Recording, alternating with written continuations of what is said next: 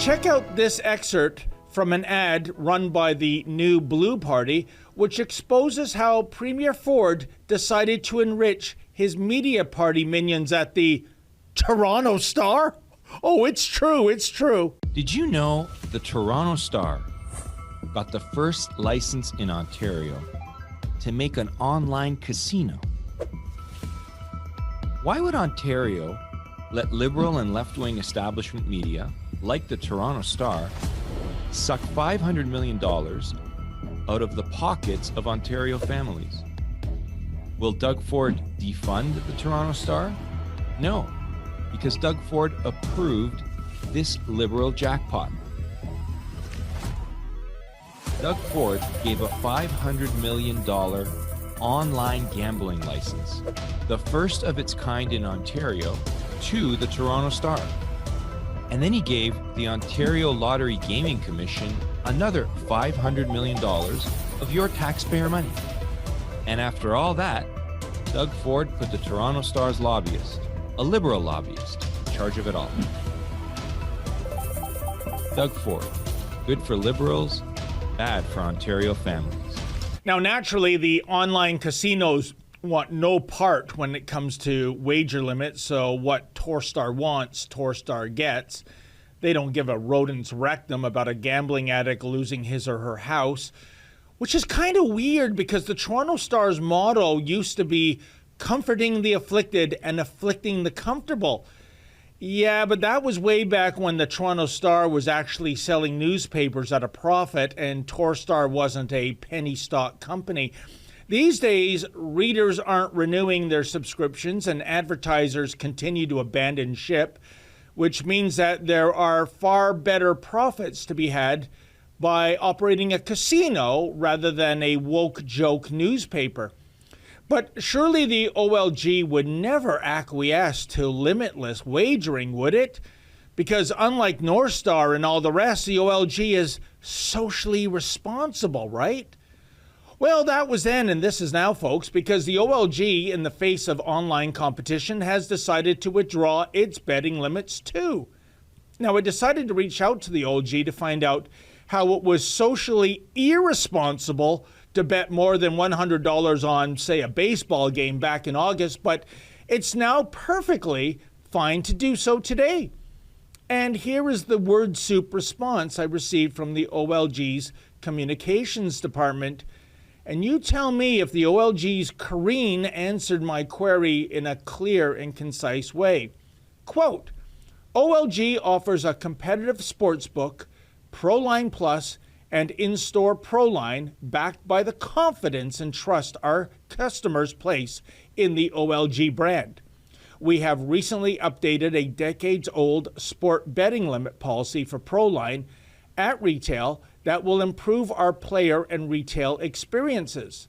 ProLine customers in Ontario are no longer be restricted to betting $100 per day per lottery retailer. The $100 cap applies to each sports wager. This update brings Ontario in line with prevailing practices across Canada and allows OLG to remain competitive in a growing sports betting market. End quote. Huh? Was that really the answer to my question? Hey, OLG Media Relations. To quote the Penguin, make those messages clear. Make those messages clear. In any event, it would seem that the unclear message the OLG is trying to convey is this. Ever since Fat Bastard opened up the online marketplace to competitors, screw social responsibility. So it is that the OLG's new marketing mantra is, if you can't beat them, join them. Besides, have you checked out Ontario's debt and deficit lately? And by the way, is Karine high on something when she states that ProLine is, quote, backed by the confidence and trust our customers place in the OLG brand, end quote? In fact, that is the marketing message being pushed at retail stores these days. Check out this poster. It reads, quote, ProLine, your trusted sportsbook since '92, end quote. Are you kidding me? If you wanted truth in advertising, the slogan should be OLG celebrating 3 decades of corruption since 92, end quote. I mean, confidence and trust? Surely this is not the same government entity that was the subject of the most scathing ombudsman's report in the history of Ontario. Check out the Ontario Ombudsman's report from March of 2007 entitled A Game of Trust. This report was prompted by numerous scandals and allegations of insider wins that the OLG was embroiled in. This report led to the dismissal of several senior OLG executives, but not all the skunks were cleared out of OLG headquarters. Many OLG head honchos who were part of a corrupt culture in which jackpots were being denied while the Crown Corporation turned a blind eye to insider wins, well, they remain gainfully employed at the OLG today, earning 6-figure salaries, no less. In any event, I reached out again to Corrine and politely stated that I don't think she answered my query clearly. This time I got a response from Nicole Conte. Quote, Dear Mr. Menzies, as to your follow-up question, we believe we have answered your question in our initial response. As you stated, in our social responsibility policies when it comes to gaming, also known as our responsible gambling, RG policies, allow us to share with you a news releases regarding our latest RG news, end quote. Oh, some breaking news on the gambling front, eh? And what, pray tell, would that be? Well, let's check it out, folks. Quote, the Ontario Lottery and Gaming Corporation, OLG, is continuing to expand its globally recognized responsible gambling RG program, PlaySmart, with the launch of My Play Break. Our new enhanced and rebranded self-exclusion program offers customers more flexibility and choice whether they want to take a break from play at an Ontario casino, charitable gaming centre, or an OLG.ca. My Play Break offers several new features, including defined renewable term lengths of 3 months, 6 months, 1 year, 2 years, 3 years, 4 years, and 5 years, as well as optional check-in calls from Responsible Gambling Council, RGC, staff to allow for more timely, effective, and relevant referrals to treatment and support services, end quote. So what, pray tell, does all that nonsense mean? Well, the OLG is offering gamblers to voluntarily exclude themselves from betting.